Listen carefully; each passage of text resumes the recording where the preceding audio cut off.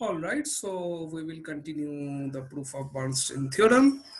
In the last video, we have seen that the Bernstein theorem, p to the power a q to the power b theorem, can be deduced from another theorem of Bernstein, which says that for a finite group G, if there is a conjugacy class of having order p to the power r, then the group cannot be simple. So in this video, we will prove this theorem of Bernstein. First, we need the following lemma.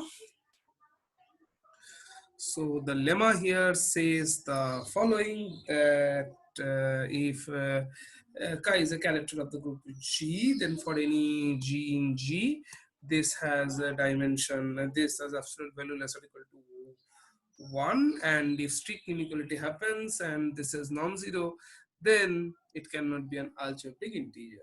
Okay, so this is the, for any G, this is the general bound, and if this is an algebraic, so this is an algebraic integer, and then and also the absolute value is less than 1, then that forces chi G to be 0. Or in other words, if this is non-zero and having absolute value strictly less than 1, then it's not allowed to be an algebraic integer. Okay, let's see the proof. Proof is very easy. First of all, we want to prove this. Remember, chi1 is the dimension of the character chi.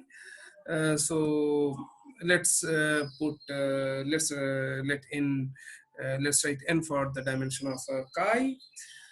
So recall that what chi G is. This is the sum of eigenvalues of rho G, and rho G has, since rho G has finite order, so all the eigenvalues must be some root of unity. Hence, being the trace of rho G, chi G will be this.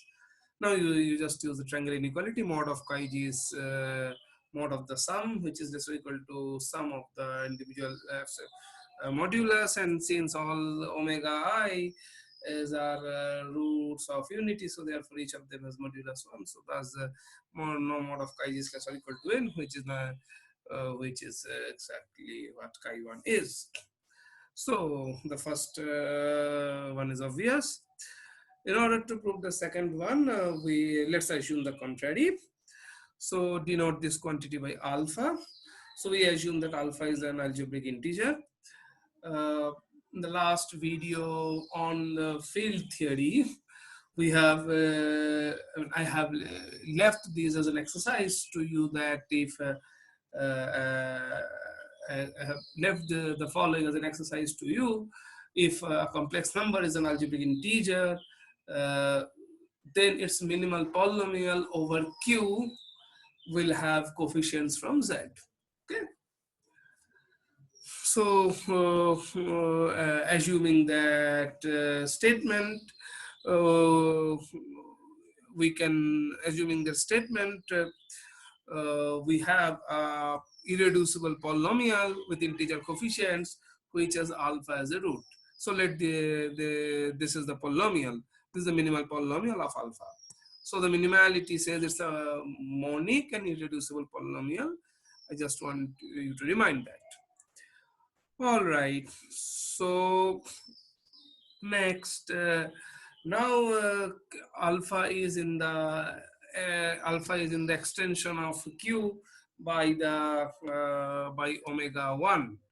So let me explain why this is the case. This is because look, that all omega i's are basically the well, let me say once again. So suppose G has order m, so then phi G pi rho G to the power m is identity, right?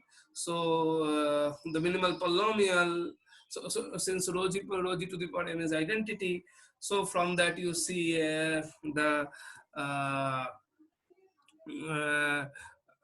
yeah, from you see all omega i's are so all omega i's are the nth root of unity, right?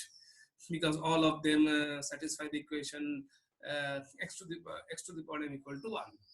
Okay, because the minimal polynomial is the divisor of the polynomial x to the power m minus 1. So these are all methods of unities, and hence they are all conjugate to each other, because for any m the methods of unities are like 1 omega square up to omega to the power m minus 1. So all these are conjugate to each other. So therefore this fellow lies in q omega 1, hence so is alpha. So alpha is q omega 1.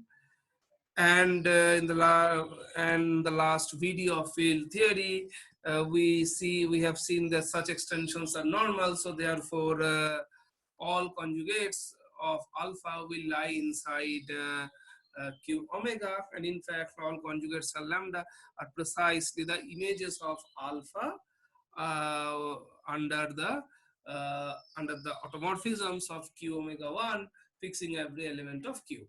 Okay, so thus these are my all conjugates of alpha. Now you see that how does a typical conjugate of alpha look like? Since alpha is just this, so sigma alpha will be a conjugate of omega 1, sigma omega 1 will be a conjugate of omega 1. So what is sigma alpha? So sigma alpha is 1 by n times sigma omega 1 plus sigma omega n, and each sigma omega I is a conjugate of itself, is a conjugate of omega I, hence it has also modulus 1. So again, by using triangle inequality, you see that for every sigma, for every such sigma alpha I has the absolute value less or equal to 1.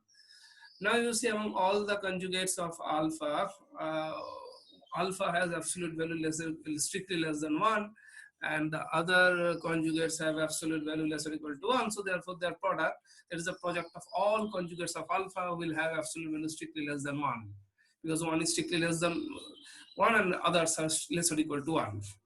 So the absolute value of the product of all conjugates is strictly less than 1. Okay.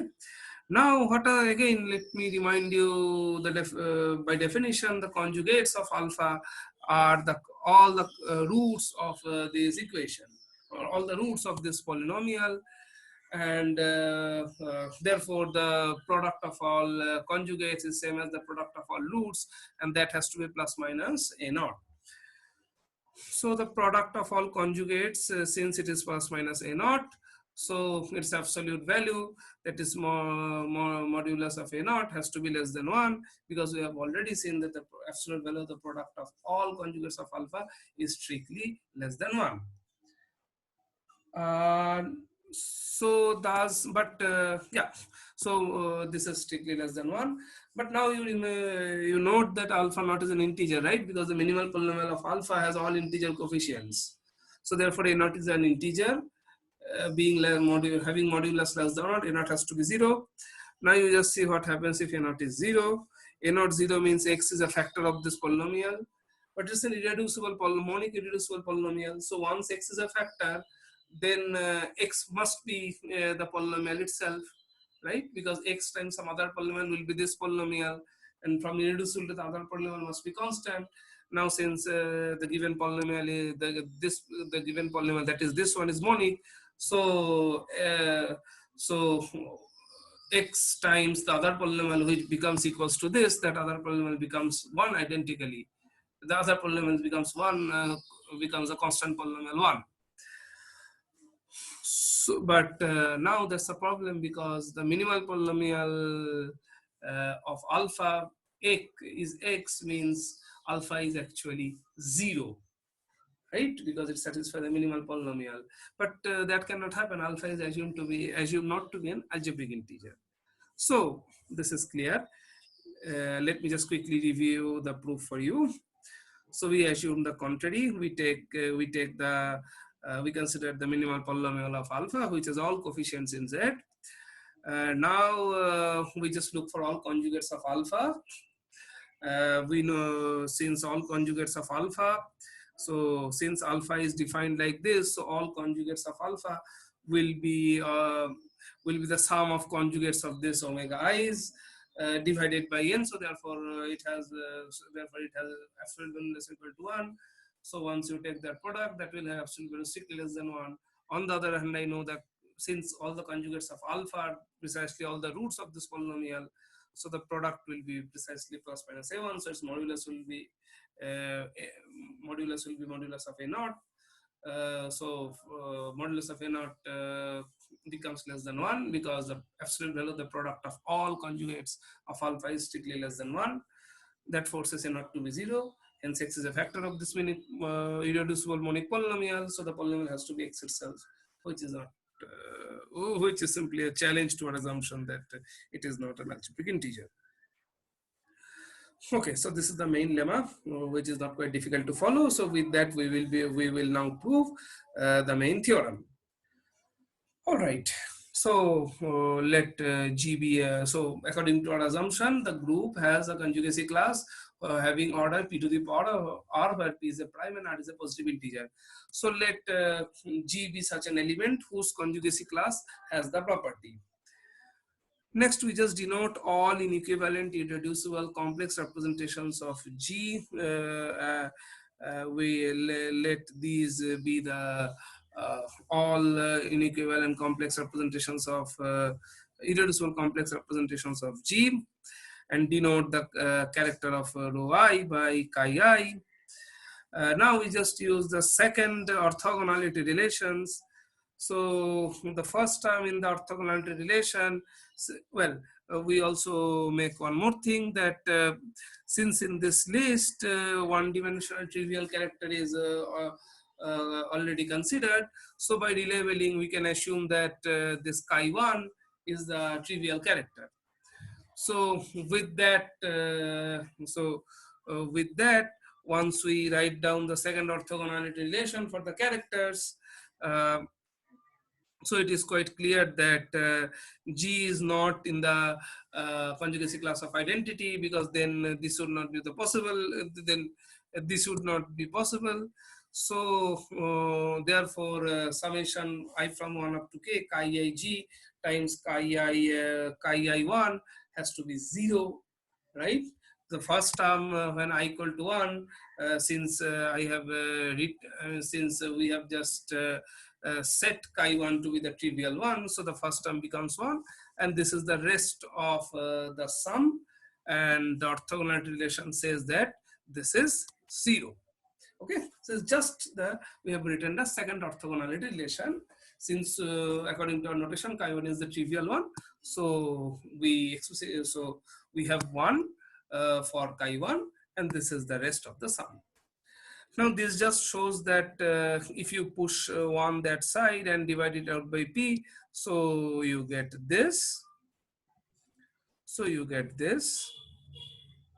The reason for doing this is the following, that this shows something interesting. So first of all, this 1 by p is not an algebraic integer because it's a rational number, but not an integer, so therefore it cannot be an algebraic integer. That forces shows that all of them cannot be algebraic integers, because if all are algebraic integers, then the sum will be an algebraic integer, so is 1 by minus 1 by p. So there should be some I such that this fellow is not an algebraic integer. There should be some I, okay? And since this is not algebraic integer, so first, so from there you can immediately say that chi ig is non-zero. And secondly, this guy is not an integer, because this is an algebraic integer. If this would be an integer, then the product would be an algebraic integer, which is not allowed by your assumption. So this guy is not an integer. So that's what that means is p does not divide chi I. Okay. Now you see chi I is not divisible by p, but the conjugacy class of G has order p to the power r. So therefore conjugacy class of order of the conjugacy class and chi I1, that is the dimension of chi I, are co-prime to each other. So the coprimality then shows the existence of integers a and b such that the sum is 1. Now what we do is we will make use of this equation in the following way, because this kind of thing, so when, because this thing is just the order of the conjugacy class, and we have already seen if this is multiplied with chi g by chi1 for an irreducible character chi, then that becomes an algebraic integer. So keeping that in mind, what we do is we divide both the sides by chi g by chi1. We multiply both the sides by chi g by chi1. That gives me this plus this equals to this. Okay. Now, since chi I is an irreducible character, so this fellow is an algebraic integer. This is also an algebraic integer. That forces this is an algebraic integer. Okay, and this is non-zero because we have just argued chi I j is non-zero. So this is an algebraic integer which is non-zero. So its absolute value has to be 1 in view of the previous lemma, because if it has well, let me just show you so that you it will be easier for you to recall.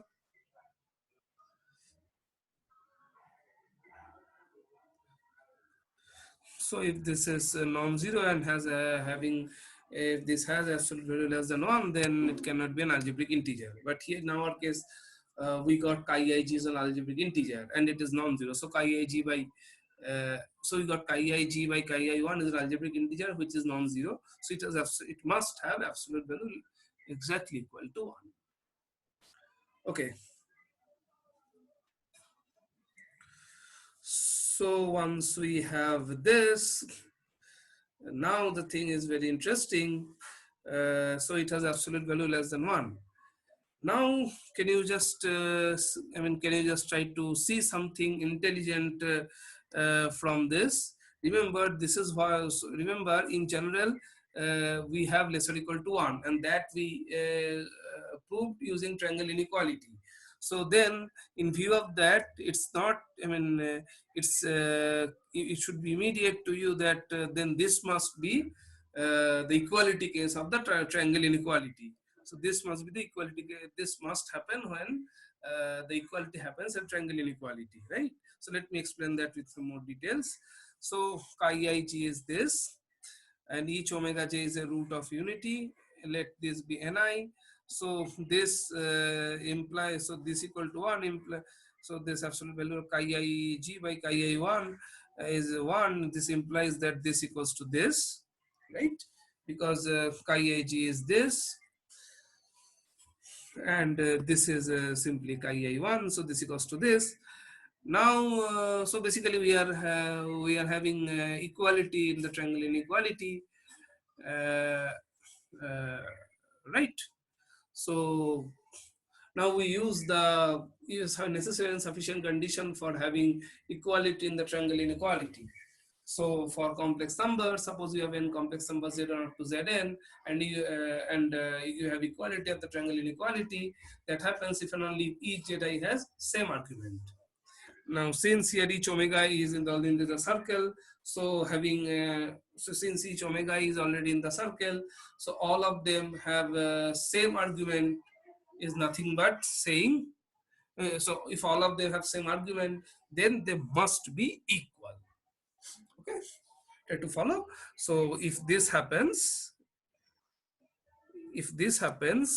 so remember how we so in general we know in general for any character mod of this absolute value is less or equal to 1, that we obtain using triangle inequality. So when this is 1, then that means the equality is occurring at the triangle inequality. So with some more details, chi I j is this.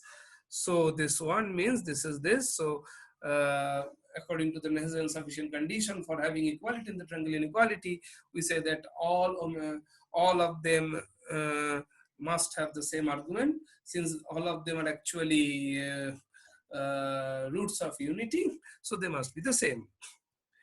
So now you see, once all the eigenvalues are same, so then the operator rho g must be a scalar multiple of the identity, because rho g was diagonalizable. So with respect to some basis, we got the diagonal form where these guys were appearing in the diagonal. So now we see that all the diagonal elements are equal. So therefore, you have a basis such that rho g. So when you apply rho g on each element of this basis, it multiplies the basis vector by the same by the same complex number. So that means rho g has to be a scalar multiple of identity. So far so yeah, so far so good. So this is what we achieve from the observation, from the assumption that we have a conjugacy class of order p to the power r. So from that we so starting from that we conclude that for that g, the operator rho g is a scalar multiple of identity. Let me repeat. If g, what we have proved so far is if g is a conjugate, an element of g which has conjugacy class of order p to the power r, then for that g, the operator rho g, so where rho is the representation whose character is chi. Well, here here it is rho I. Here it is rho I. So the operator rho ig is a scalar multiple of identity for that g. Now, to finish the proof, observe that if G is simple, then rho I being homomorphism from G to GL of W1 must be 1, 1. Because otherwise the kernel would be the whole of G, because the kernel would be whole of G if G is simple.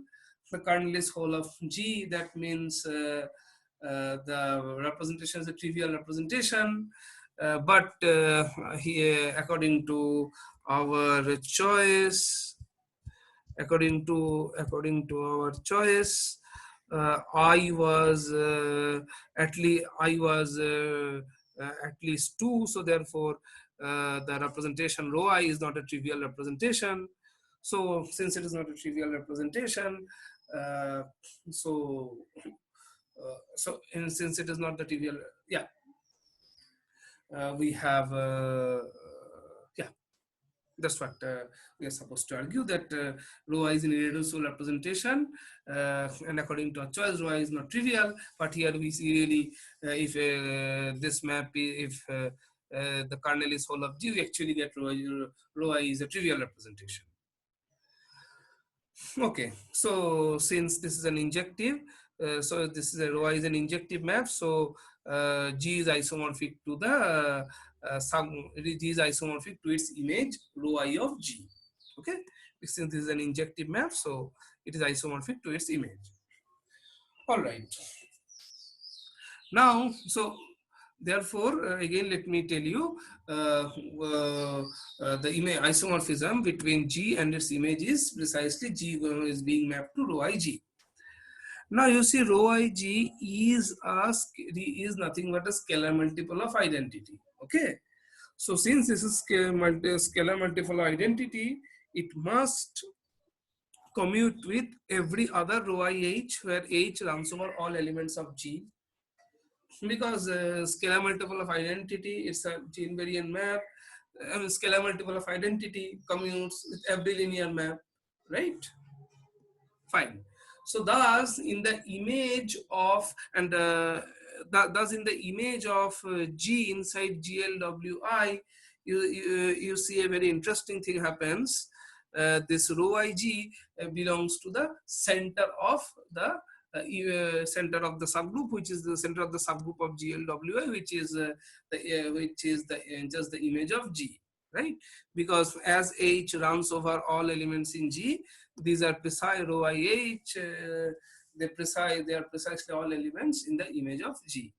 So in the image of G, we see the following things happening, that every element in the image of G is commuting with rho IG. So rho IG belongs to the center of the image.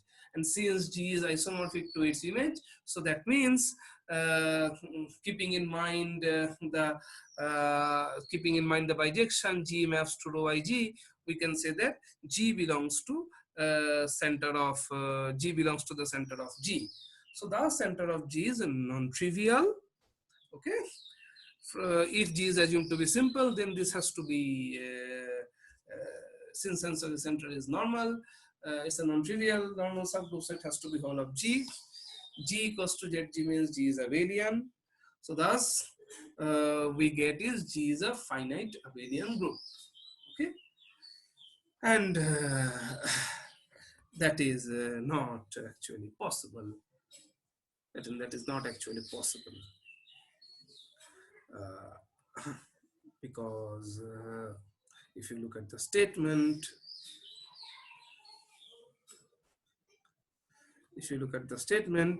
that there is a conjugacy class of having p to the power r. So p to the power is certainly greater than 1, but if the group is abelian, then all the conjugacy classes are trivial, they have order 1. So what we have just observed, that if G is simple, then G must be abelian, which is basically not possible. So therefore G cannot be simple. Okay, so let me just quickly review the proof for you once again. So this part I have already repeated. For that, for the rest part, observe that the simplicity of G if implies the injectivity of the representation map rho I, representation homomorphism rho I. So therefore, G is isomorphic to its image. Now, since rho I G is a scalar multiple of identity, it commutes with every other rho I H, where H runs over all elements in G.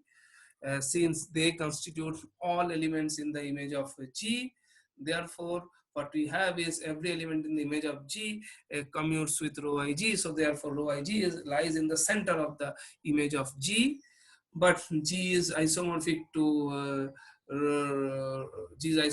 its image via the map rho I. So since rho Ig is in the center of the image, so that forces G to be in the center of that forces small g to be in the center of G, and that means the center is non-trivial because G cannot be identity. Okay, because the conjugacy class of G has order b to the power r, so G cannot be identity, so center becomes non-trivial. That forces, I mean, the simplicity now forces that G has to be abelian. Okay, but that's not possible in view of our assumptions. So with that, the proof of the proof of that theorem of Bernstein, and that the proof of that theorem of Burnside is now complete. And we have already discussed that how this theorem implies the famous p to the power q to the power b theorem, and as a consequence of that, we get every group of order p to the power q to the power b and p are primes. Every such group is solved. Okay, with that I will stop here. Thank you for your attention.